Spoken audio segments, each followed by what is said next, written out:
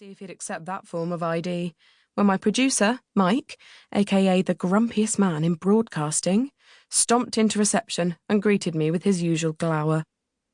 "Where the bloody hell have you been? I was about to call the network and tell them they'd have to put out the emergency show.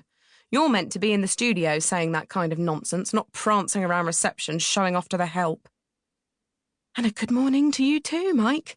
Really sorry I'm cutting it so fine. I misplaced my pass again, as I was explaining to our very diligent new security guard."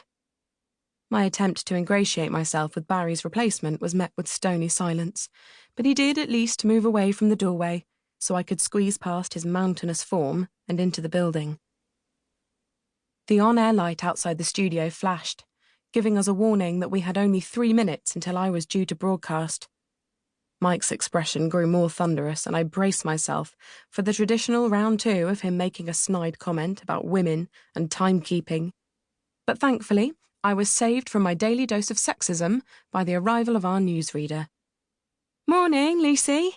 It looks set to be another gorgeous autumn day. I've got some really heartwarming stories lined up for the bulletins today. You're going to love them." Skye breezed towards us, smiling with the calm assurance of someone who'd already been up doing yoga for hours.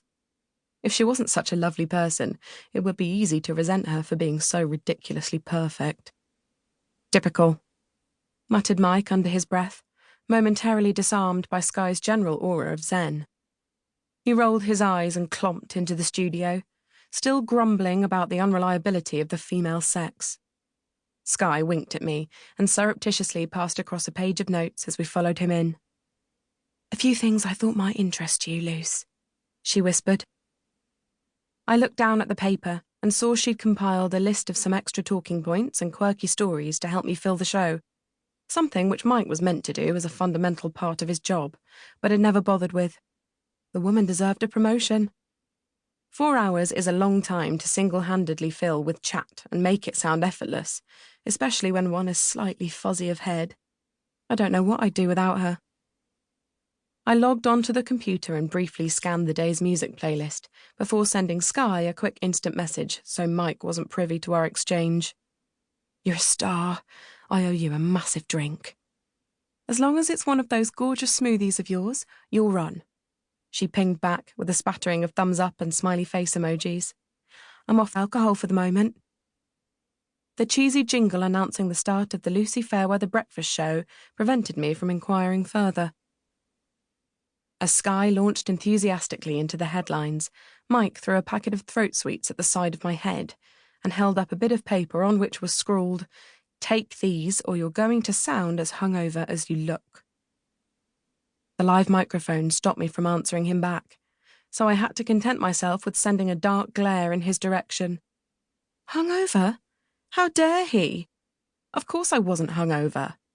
Admittedly, I felt a bit grotty, but there had been a bug doing the rounds in the office, and I was pretty sure I was coming down with it.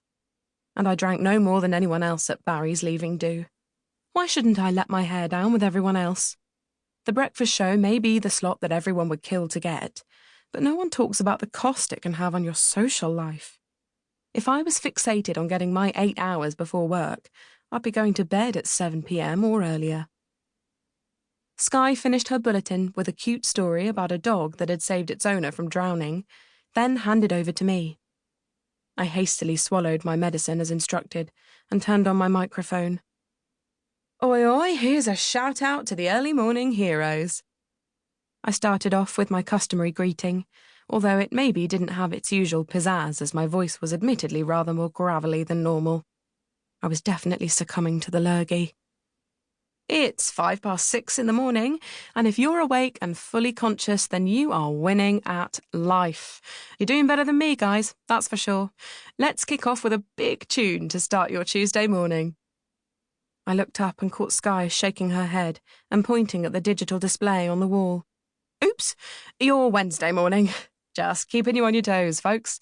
You know what I'm like." I forced a raucous peal of laughter which left my brain vibrating in my skull. I moved the fader up and hit play. As the strains of I Don't Like Mondays blasted out of the studio speakers, my head started throbbing even more. I don't know how I got through the show. Mike seemed to have decided to punish